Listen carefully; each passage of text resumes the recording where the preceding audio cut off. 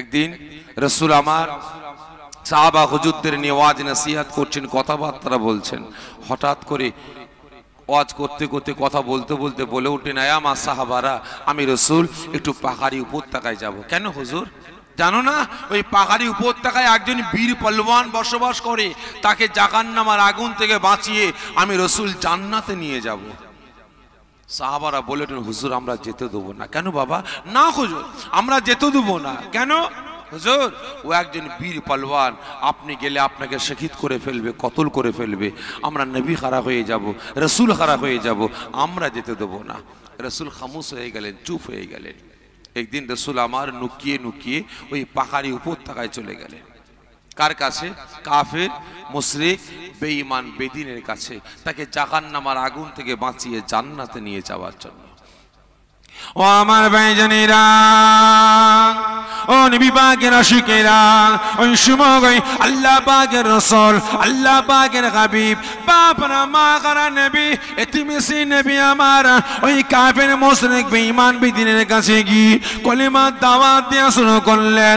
ও বাবা রুকানা, আমার আল্লাহকে এক আল্লাহ বলে বিশ্বাস করে নাও, আমাকে নবী বলে গ্রহণ করে নাও, বুত পূজা ছেড়ে দাও, কোন খারাপি ছেড়ে দাও, জেনা ব্যভিচারী ছেড়ে দাও, মারামারি ফাটাফাটি চুরি ডাকাতি চিন্তায় ছেড়ে দাও। আমার আল্লাহ পাক তোমার সারা জীবনের জিন্দেগির গুনাহগুলিকে মাফ করে দেবেন।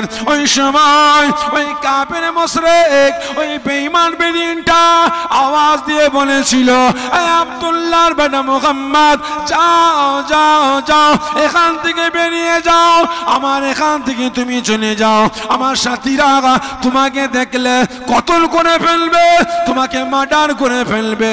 রাসূল আমার আওয়াজ দিয়ে বলেছিলেন, ও বাবা রুকানা, আমি আব্দুল্লাহর বেটা মুহাম্মদ, আমি এখানে এমনি এমনি আসি না, আমি এসেছি বাবা তোমাকে জাহান্নামের আগুন থেকে বাঁচিয়ে জান্নাতে নিয়ে যাওয়ার জন্য। আমি রাসূল, আমার নসিবে যদি মৃত্যু থাকে আমি রাসূল মরব, আমি রাসূল এসেছি বাবা তোমাকে জাহান্নামের আগুন থেকে বাঁচিয়ে জান্নাতে নিয়ে যাওয়ার জন্য।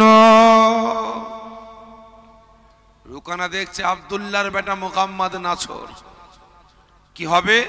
রুকানা ফোন দিয়ে বলে, আব্দুল্লাহর বেটা মুহাম্মদ, ঠিক আছে তোমাকে নবী বলে গ্রহণ করতে পারি, তোমার আল্লাহকে আল্লাহ বলে বিশ্বাস করতে পারি, আমার একটা শর্ত আছে। রাসূল আমার বলে উঠলেন, বাবা রুকানা কি শর্ত বাবা? রুকানা বলে ওঠে, শর্তটা হচ্ছে এটাই, আমি রুকানা, আমি একজন বীর পহলওয়ান, আমার সাথে লড়াই কুস্তি করতে হবে। আমি যদি হেরে যাই কথা দিলাম তোমাকে 200 ইখতিলাফ 300 বকরি দেবো। কত? এ জোরে বলেন না, কত? 200 ইখতিলাফ 300 বকরি দেবো। হ্যাঁ ভাই, যদি এরকম অফার আমাকে আপনাকে কেউ দিত কি করতাম বলেন তো ভাই? মাল কাঁচা বেঁধে নেমে পড়তাম, ঠিক না বেঠিক? এই রহমতুল্লাহ খুব বাড়াবাড়ি করছে, আব্দুল খালেক খুব বাড়াবাড়ি করছে, একটু ঠান্ডা করে আয় তো, 1000 টাকা দেবো, তাই নাকি? আপনি রেডি করেন, আমি যাব আর আসবো। এক হাতে লাঠি আর এক হাতে বোম নিয়ে চলে গেলে, খুব বাড়াবাড়ি করছো, চুপ করো, আর না হলে এই লাঠি দিয়ে শুটিয়ে ঠান্ডা করে দেবো, আর এই বোম দিয়ে বাড়িটাকে উড়িয়ে দেবো, ঠিক না বেঠিক? খারাপ মনে নেবেন না, আমি আপনি মুসলমান, যাচাই বাছাই করলাম না যে আমি মুসলমান হয়ে আর এক মুসলমানকে ঠান্ডা করতে যাচ্ছি কাদের জন্য, ঠিক না বেঠিক? ভালো করে বুঝবেন। ওই সময় রাসূল আমার বলে উঠলেন, বাবা রুকানা, আমি আব্দুল্লাহর বেটা মুহাম্মদ এখানে লড়াই কুস্তি করার জন্য আসেনি বাবা, তোমার 200 বকরির লোভে আসেনি, আমি এসেছি বাবা তোমাকে জাহান্নামের আগুন থেকে বাঁচিয়ে জান্নাতে নিয়ে যাওয়ার জন্য। রাসূলও নাছর, রুকানাও নাছর। রুকানা বলে, ও সব জানি না, আমার সঙ্গে লড়াই কুস্তি করতে হবে। রাসূল চিন্তায় পড়ে গেছেন, আল্লাহ আমি কি করব, তো লড়াই করতে চাইছে, কুস্তি করতে চাইছে। রাসূল চিন্তায় পড়ে গেছেন, আমার আল্লাহ পাক থাকতে পারলেন না, মালাইকা ফেরেশতাকে ডাকতে আরম্ভ করলেন। ও আমার ভাইজানেরা, ও নবী পাকের আশিকেরা, ওই সময় আল্লাহ পাক থাকতে পারলেন না, গায়েবী আওয়াজ দিয়ে মালায়েকা ফেরেশতাকে ডাকতে আরম্ভ করেন, আয় আমার মালায়েকা ফেরেশতা জিবরাইল, খবরদার খবরদার, দেরি নয়, যাও যাও যাও, আমি আল্লাহ পাক আমার হাবিবের কাছে চলে যাও, আমি আল্লাহ পাক আমার বন্ধুর কাছে চলে যাও, ওই কাফের মুশরিক বেঈমান বেদিনটাকে আমি আল্লাহ পাক আমার রাসূল জাহান্নামের আগুন থেকে বাঁচিয়ে জান্নাতে নিয়ে যাওয়ার জন্য গিয়েছে। ওই বেঈমান লড়াই করতে চায়, কুস্তি করতে চায়, আমি আল্লাহ পাকের রাসূল আমার হাবিব তো লড়াই করার জন্য যাই না, কুস্তি করার জন্য যাই না, আমার রাসূল চিন্তায় পড়ে গিয়েছে, আমি আল্লাহ পাক সব সহ্য করতে পারি, আমি আল্লাহ পাক আমার হাবিবের কষ্টটা দেখলে, আমার বন্ধুর বুকে ব্যথাটা দেখলে আমি আল্লাহ পাক আমি সহ্য করতে পারি না। এ মালায়েকা ফেরেশতা জিবরাইল, খবরদার খবরদার, দেরি নয় দেরি নয়, আমার রাসূলকে গিয়ে জানিয়ে দাও, আমার রাসূল যেন চিন্তা না করে, আমি আল্লাহ পাক ওই বেঈমান বেদিনের সঙ্গে লড়াই করার জন্য, কুস্তি করার জন্য আমি আল্লাহ পাক আমার হাবিবকে হুকুম দিয়ে দিলাম। শুধু তাই নয়, তাই নয়, আমি আল্লাহ পাক আমার হাবিব ওই বেঈমানের সঙ্গে লড়াই করবে, আমার রাসূল ওই বেঈমানের সঙ্গে কুস্তি করবে, আমি আল্লাহ পাক আমার হাবিবের পাওয়ারের দরকার আছে, ক্ষমতার দরকার আছে, একজন বীর পালোয়ানের সঙ্গে আমি আল্লাহ আমার রাসূল কুস্তি করবে, আমার বন্ধুর ক্ষমতার দরকার আছে। এ মালায়েকা ফেরেশতা, খবরদার খবরদার, আমার রাসূল যেন চিন্তা না করে, ওই বেঈমানের সঙ্গে লড়াই করার জন্য, কুস্তি করার জন্য আমি আল্লাহ পাক আমার তরফ থেকে আমার হাবিবকে, আমার বন্ধুকে স্পেশাল পাওয়ার ক্ষমতা দান করে দিলাম। জোরে হবে না? রাসূল আমার চিন্তা করছেন, মালায়েকা ফেরেশতা এসে হাজির, সালাম দিলেন। রাসূল আমার সালামের উত্তর দিয়ে বলে উঠলেন, ভাই জিবরাইল, আপনি এখানে কেন? হুজুর আপনি চিন্তা করছেন কেন? কি ব্যাপার? হুজুর আমাকে আল্লাহ পাক পাঠিয়েছেন। কেন ভাই, কেন? হুজুর আপনি একদম চিন্তা করবেন না, এই বেঈমান বেদিন আপনার সঙ্গে লড়াই কুস্তি করতে চাইছে, তো আল্লাহ পাকের সঙ্গে লড়াই করার জন্য আপনাকে হুকুম দিয়েছেন। শুধু তাই নয়, আমার আল্লাহ পাক এর সাথে লড়াই কুস্তি করার জন্য আপনাকে স্পেশাল পাওয়ার ক্ষমতাও দান করেছেন। তাই নাকি? যে হুজুর। রাসূল আমার আস্তে আস্তে হাসতে হাসতে শের মুবারকটাকে উঁচা করে বলে উঠলেন, এই রুকানা, তুমি আমার সঙ্গে লড়াই করতে চাও? হ্যাঁ, আমি তোমার সঙ্গে লড়াই কুস্তি করতে চাই। রাসূল আমার বলে উঠলেন, ঠিক আছে বাবা, আমি রাসূল তোমার সঙ্গে লড়াই করব না চারে, তবে আমি রাসূল আমারও একটা শর্ত আছে। কে শর্ত দিচ্ছেন? এই জোরে বলেন। রাসূল পাক, আমি রাসূল আমার শর্ত আছে। রুকানা বলে, কি শর্ত ভাই মুহাম্মদ? রাসূল আমার বলে উঠলেন, বাবা রুকানা, তুমি হেরে গেলে আমি রাসূল তোমাকে জাহান্নামের আগুন থেকে বাঁচিয়ে জান্নাতে নিয়ে যাব। জোরে বলেন না সুবহানাল্লাহ। ভালো করে বুঝবেন, এখানে রাসূল বললেন না যে 300 বকরির বদলে আমাকে 1000 বকরি দিতে হবে। রাসূল বললেন না আমি লড়াই করতে পারি, এখানে আমাকে 20 বিঘে জমি দিতে হবে। রাসূল বললেন না তোমার গদিটা তুমি হেরে গেলে আমি রাসূলকে ছেড়ে দিতে হবে। এখানে রাসূল বললেন, বাবা রুকানা, তুমি হেরে গেলে আমি রাসূল তোমার হাতটাকে ধরে জাহান্নামের আগুন থেকে বাঁচিয়ে জান্নাতে নিয়ে যাব। আজকে এতগুলো মুসলমান এখানে বসে আছেন, আপনারা বলুন তো, আল্লাহকে সাক্ষ্য রেখে আপনারা মারামারি করেন না? এই জোরে বলেন। ঝগড়া করেন না, তর্ক করেন না, কিলোকিলি চড়াচড়ি করেন না, এক মুসলমান আর এক মুসলমানের কথা বন্ধ করেন না? এই জোরে বলবেন, করেন। আচ্ছা বলেন তো, এক মুসলমান আর এক মুসলমানের কথা বন্ধ কতদিন হালাল? এই সকলে মিলে বলেন, কতদিন? কথা বলে না, কতদিন? জোরে বলেন, ভুল হোক না, এটা শুধরে নিবার জায়গা। 3 দিন না 3 বছর? যে 3 দিন, খারাপ মনে নেবেন না। তাহলে আজ 3 দিন কথা বন্ধ হালাল, তারপরেই হারাম, ঠিক না বেঠিক? কবিরা গুনাহ। তাহলে এবারে আপনার নিজের বিবেককে প্রশ্ন করুন।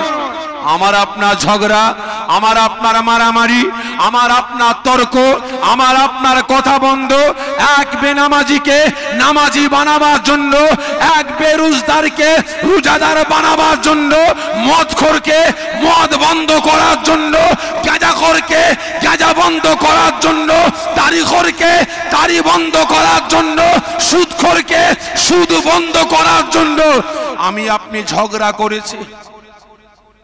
জোরে বলুন, কথা বন্ধ করেছি না। একজন বেঈমান বেদিনের পক্ষে না যাওয়ার কারণে আব্দুল গফফার আমার পক্ষে নাই, আব্দুল সত্তার আমার পক্ষে ঝান্ডা ধরেনি, রিজাউল করিম আমার পক্ষে বুতামটা টিপিনি। পাড়াপড়শি আজকে সন্ধ্যা 7টায় মিটিং হবে, সকলে বসে পড়বে। সারা গ্রাম উজাড় হয়ে চলে আসলো, সন্ধ্যা 7টায় মিটিং হবে। কিসের জন্য? গ্রাম থেকে মদ, গাঁজা, তারি, জেনা, ব্যভিচারী, মারামারি, ফাটাফাটি বন্ধ করার জন্য না, বেনামাজিকে নামাজি বানাবার জন্য না, বেরোজদারকে রোজাদার বানাবার জন্য পাড়াপড়শি গণের আমরা মিটিং এ বসলাম না।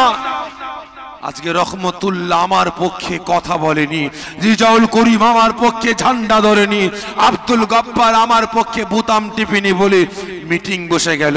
কি রায় হলো? ই ঝান্ডা ধরেনি, 1 লাখ টাকা জরিমানা।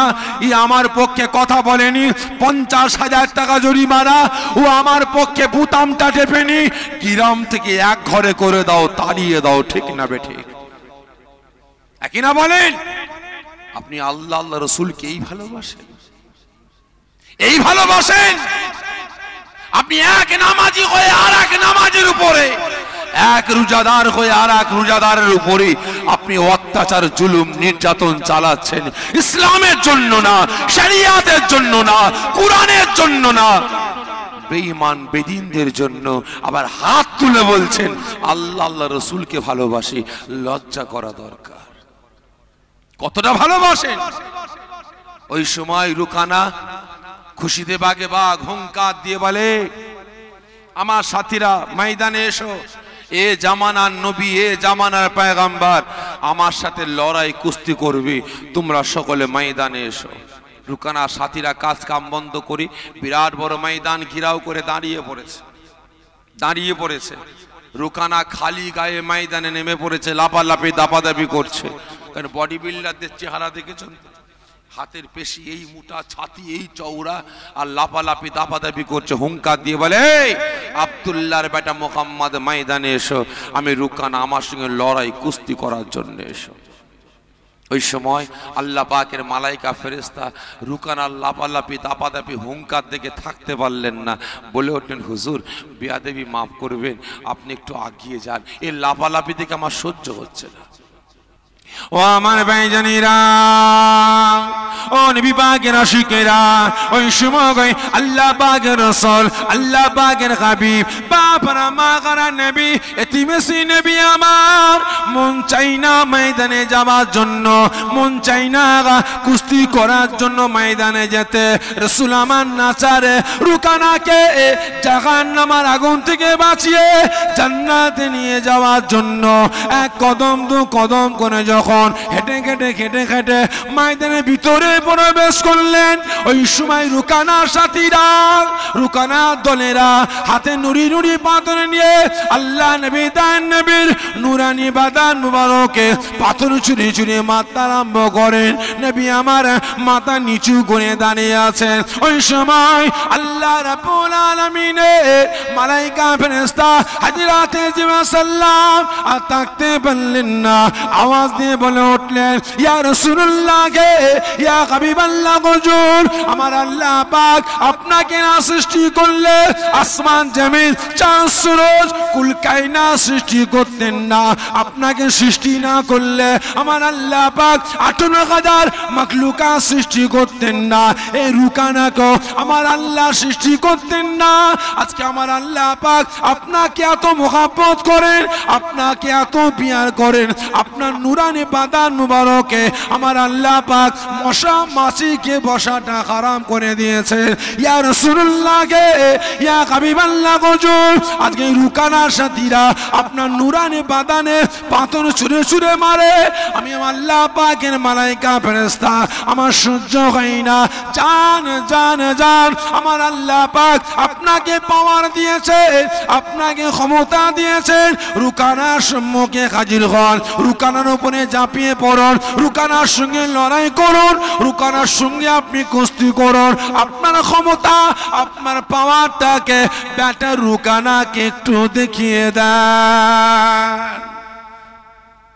ওই সময় রাসূল আমার আওয়াজ দিয়ে উঠলেন, ভাই জিবরাইল, আপনি একই কথা বললেন, আপনি একই কথা বললেন। আল্লাহ পাক আমাকে পাওয়ার ক্ষমতা দিয়েছেন আর আমি রুকানাকে দেখাবো না? না, আমি আব্দুল্লাহর বেটা মুহাম্মদ রুকানাকে পাওয়ার ক্ষমতা দেখাবার জন্য আসিনি, আমি এসেছি রুকানাকে জাহান্নামের আগুন থেকে বাঁচিয়ে জান্নাতে নিয়ে যাওয়ার জন্য। জোরে বলবেন না? তাহলে এবারে বলেন, এই মুসলমান, এতগুলো মুসলমান এখানে বসে আছে, আমার আপনার পাওয়ার কে দিয়েছেন? জোরে বলবেন, আল্লাহ না বান্দাবান্দি দিয়েছে? আমার আপনার ক্ষমতা, আমার আপনার জনবল, আমার আপনার অর্থবল কে দিয়েছেন? জোরে বলবেন, আল্লাহ পাক দিয়েছেন না কোনো বান্দাবান্দি দিয়েছেন গো? যে আল্লাহ পাক দিয়ে থাকেন তাহলে আপনি আপনার পাওয়ার, আপনার ক্ষমতা, আপনার জনবল, আপনার অর্থবল আপনি ইসলামের জন্য, শরিয়াতের জন্য, কোরআনের জন্য, মুসলমান ঘরে জন্ম নিয়ে আর এক মুসলমানের জন্য কতটুকু ব্যয় করেছেন বলুন? বলেন, খারাপ মনে নেবেন না ভাই, আমি আমার দুঃখের কথা বলছি, আমি আমার হিংসার কথা বলছি।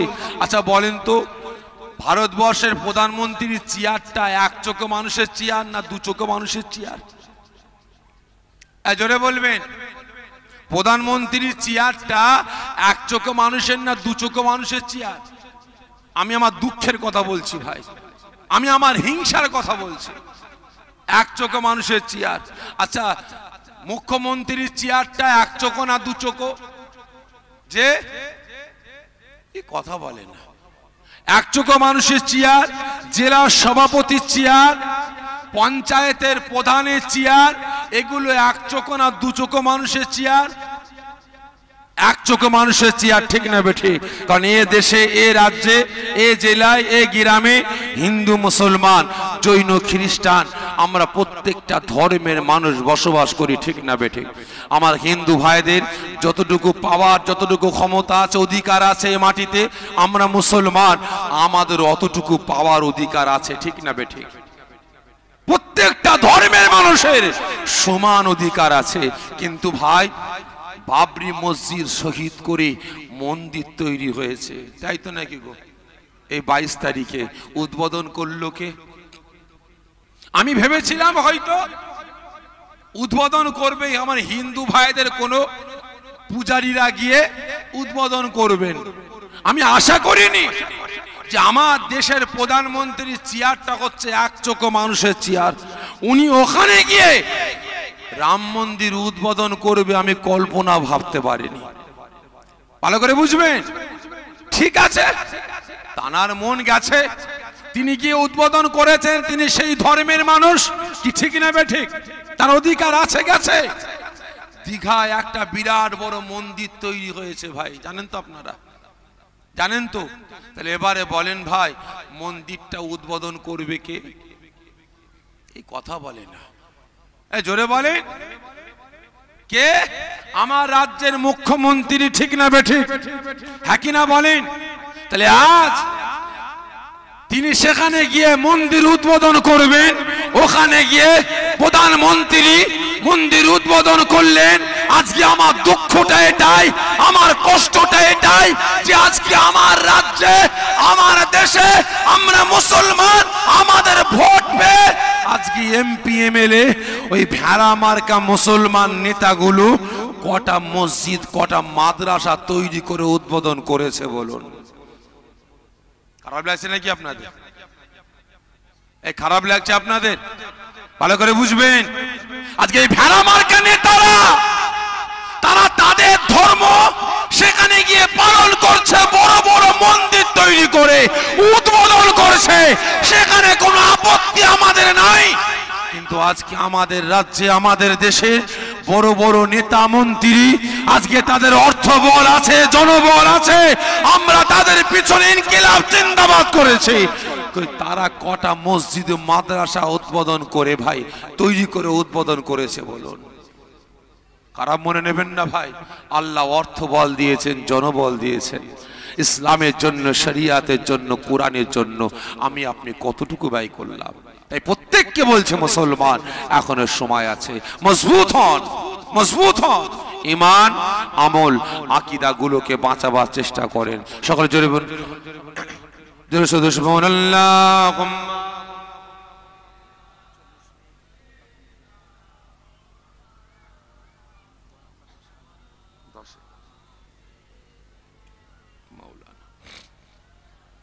ভাই আগে কারণ বলার ছিল অনেক কিছু, খারাপ মনে নেবেন না। এটা কথাই আছে না, পাগড়ি বাঁধতে বাঁধতে যুদ্ধ, পাগড়ি বাঁধতে বাঁধতে যুদ্ধ শেষ।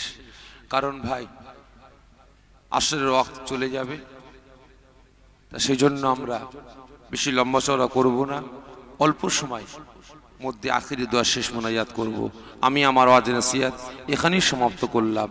জ্ঞানী যারা বোঝে তারা শুধু জোরে বলেন, শুধু ইশারায়। তাই প্রত্যেকের কাছে অনুরোধ করব, বাঁচবো মুসলমান হই আর এক মুসলমানের জন্য, ঠিক না বেঠিক? বাঁচবো মুসলমান ইসলামের জন্য, শরিয়াতের জন্য, কোরআনের জন্য, ন্যায়কে প্রতিষ্ঠিত করার জন্য। রাজি আছেন তো? জোরে বলেন, রাজি আছেন তো? কতজন বলছেন ইসলামের জন্য, শরিয়াতের জন্য, কোরআনের জন্য, অন্যায়কে ধ্বংস করে ন্যায়কে প্রতিষ্ঠিত করার জন্য এক মুসলমান হয়ে আর এক মুসলমানের পাশে বিপদে আপদে দাঁড়াবার জন্য বাঁচবো। কতজন আছেন? হাতটা উঁচা করেন, আমি দেখতে চাই। ওদিকে অনেক হাত ওঠেনি। রাজি আছেন তো? এক মুসলমান আর এক মুসলমানের বিপদে আপদে দাঁড়াবেন তো? রাজি আছেন? হাত নামিয়ে দেন। কারণ রাসূল পাক সাল্লাল্লাহু আলাইহি ওয়াসাল্লাম বলেন, আয়া মা সাহাবারা, তোমরা কি জান্নাতে বসতে চাও? যে হুজুর, কে না বসতে চাই। বাবা, আমার একজন সাহাবা বিমারে ভুগছে, তার পাশে যতক্ষণ বসবে জান্নাতে বসলে যে নিয়ামত পাওয়া যাবে, ওই বিমারির পাশে বসলে সেই নিয়ামত আল্লাহ পাক তোমাকে দান করবেন। বাবা, তোমরা কি জান্নাতের সেবা করতে চাও? হুজুর, কে না চাই। আমার একজন সাহাবী বিমারে ভুগছে, যাও তার সেবা করো। জান্নাতীদের সেবা করলে আল্লাহ যে নিয়ামত দান করবে, একজন বিমারির সেবা করলে আল্লাহ পাক সেই নিয়ামত দান করবেন। তাই প্রত্যেককে বলছি, মুসলমান এক মুসলমান হয়ে আর এক মুসলমানের পক্ষে কথা বলুন, মুসলমানের পক্ষে দাঁড়ান, আল্লাহ পাকের রহমত বর্ষণ হবে। আর তা না হলে একের পর এক আল্লাহ পাকের নিয়ামত আমার আপনার কাছ থেকে দূরে সরে যাবে। দোয়া চাই আল্লাহ আমাকে আপনাকে সকলকে হেফাজত করেন, ন্যায়ের উপরে, হকের উপরে আল্লাহ চলার বলার তৌফিক দান করেন। সকলে জোরে বলুন আল্লাহুম্মা আমিন। আসেন আমরা সকলে দাঁড়িয়ে রাসূল পাক সাল্লাল্লাহু আলাইহি ওয়াসাল্লামের দরবারে দরুদ ও সালামের তোহফা পাঠিয়ে দিই। ইয়া নবী।